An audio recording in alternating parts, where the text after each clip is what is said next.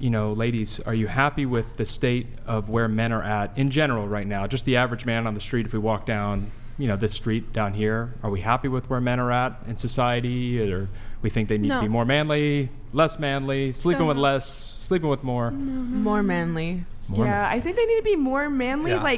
So when people say toxic masculinity, I honestly feel like that's to water down the masculine energy men have and make them more feminine, that Timothy Chalamet guy or Harry Styles. Stuff like that. I could never be with a guy like that. I want a guy who can protect me and, just provide. And then the toxic masculinity, I feel like they need our feminine energy. What's and toxic masculinity? It's made up. It's made up to water them down to be feminine. I do not believe in that. I think men need to be more manly. And they don't mean to be the toxic. Yes, we love it. Okay. We love it. Okay, Yes. okay, there we go. And then I was going to say, Brian, are you happy on the reverse with where women are at right now? There's great women out there, but I think there's a trend in both men and women. Men are lacking in masculinity, women are lacking in femininity. I think there's a lot of degeneracy and I think you have men addicted to I think then that's something that you guys are on a crusade against, and then or helping men with at least, and women are and also men are very. I used to play video games, but I think a lot of men are suffering additionally from video game addiction. Maybe that's your next who knows thing. Well, I was going to say, because we all have this moral relativism. I can never say that word correctly, but just you have an idea what you think is right. You have an idea. You have an idea. You have an idea. And it's interesting, as we were preparing for this, just going back to what do we believe? Where is our morals coming from? We all have this natural law in our heart of we know what's right, we know what's wrong.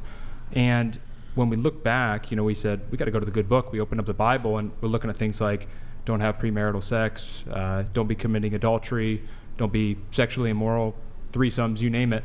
And we looked at, why is this the case? Why is it we shouldn't be having premarital sex? And it was interesting just writing down, why would God say something like that? And we looked at, don't want to get pregnant before, don't want to have an STD before, don't want to bring shame to the family, don't want to bring something hard into the relationship, and also just especially, and this is my cry to you guys because I care about you guys, of the whole idea of, you're working with these boyfriends, but who knows who they are, because we don't know the names, we don't have IP addresses, and if there's somebody in their basement and they're saying, hey, I can lock her up and keep her down there, and it's just, it frightens me, and I care about you guys, and so I'm glad we're just getting to be here. I get to say something like that, but just coming back to where do we all draw our moral standards from? Because Brian saying 10 women is fine, maybe one, maybe OnlyFans, maybe not OnlyFans, and some people are saying virgin, and where are we drawing these things from? And then bigger than that, is it working for us in society, or maybe should we start looking back to the good book instead?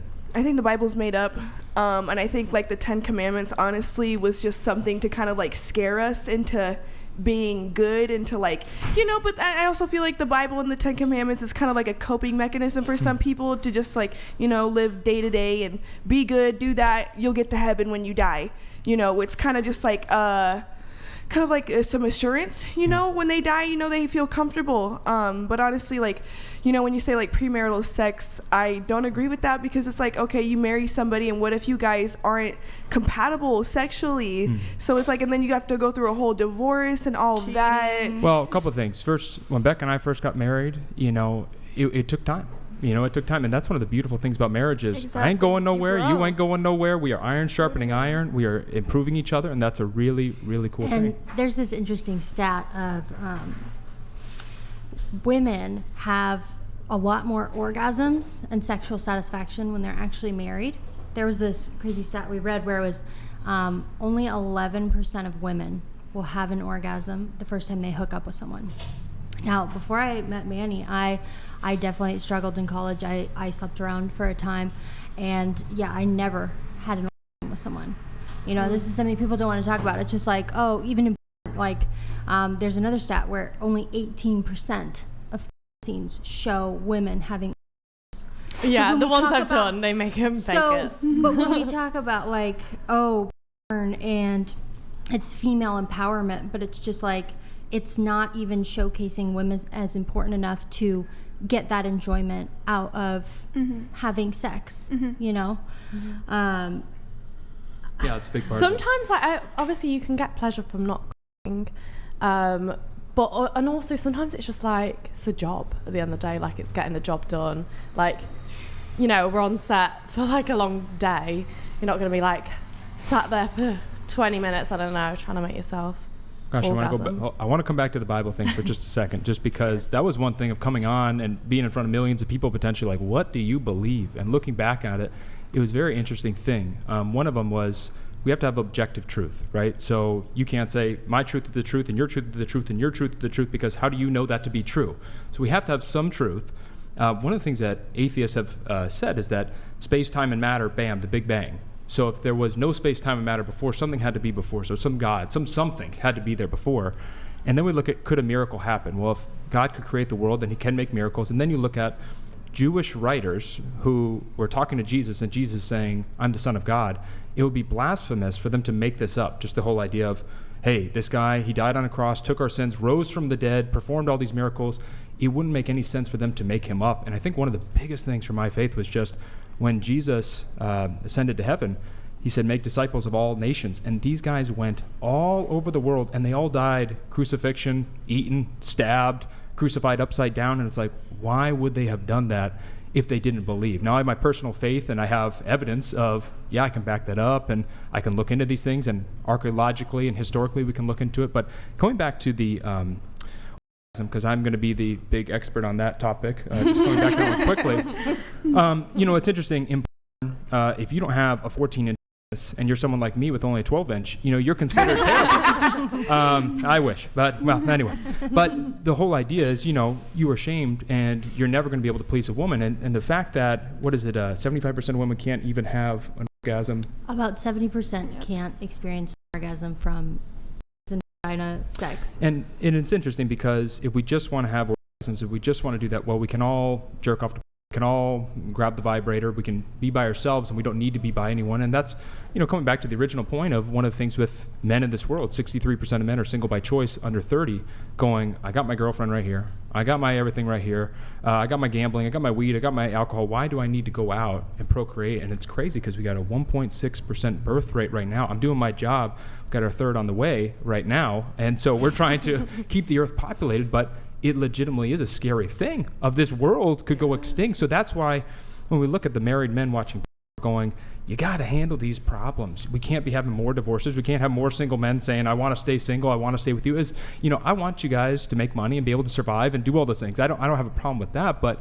I think the bigger thing is looking at it in a much, much bigger light. And that was Becca and I. We just said, if this could save one marriage, if it could prevent one SA from happening, if it could prevent one self-deletion from happening, then it'd all be worth it. So big rant, big ramble, big all that stuff. But coming back to a way, way bigger point of just that whole concept of if it could save one life, if it could save one marriage, if it could prevent one SA from happening. I mean, literally thinking of that girl, thinking of that boy, you know, because people go down these rabbit holes and they're watching and they're turned on, and then all of a sudden they see something scary, and these neurons that are firing together, now wiring together, and they see a woman get hit, and they're like, why do I have a boner right now after watching that woman get slapped?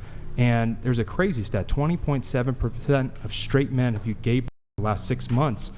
And so you look at that, and I talk to these men all the time, and they're like, I watch this. I'm like, I don't even know what this stuff is. And they're like, it's like Andy in The Office, like, am I gay? And I'm like, dude, no, your brain has been There's hijacked. a big reason for that, though. So I also went to school for psychology, and one of the things that we studied was porn addiction or corn addiction and things like that. And so people who become addicted to corn, vanilla sex then becomes boring to them. Right. So they go and they go deeper and deeper and deeper to a point where, well, now the only way that I can view sex is on my phone, and it's BDSM, things like that. And now they go to their wife and they're like, hey, I'm not performing correctly, or like, what's going on? It becomes such a deeper problem. Yeah, I remember you were saying that earlier. Just, it's such a pervasive idea that like it's the partner's fault. Like I some way wasn't sexually pleasing enough for Manny that he had to go to this other source. But I wasn't designed for that. You know, like I'm not a gangbang I'm not gonna meet no. that need. But like, people need new and novel. Like when someone starts out, what do they do? Like the average age that someone starts watching now is 8 years old. And at first it's, hey, I'm looking at a Playboy photo, or I'm looking at a Victoria's Secret magazine. Ooh, I'm sneaking it from my parents. Great. For a little bit, that's exciting. Then it's not. Then you need a lot more photos. Then you need videos. Then you need a lot wilder, crazier videos, and to the point where it's just like, of course, this is causing sexual dysfunction for people in their relationships, because it's meeting a need. It's not a need, meeting a desire that one person alone cannot ever satisfy, because this is how we were designed to be, one-on-one. And when you're able to just control it,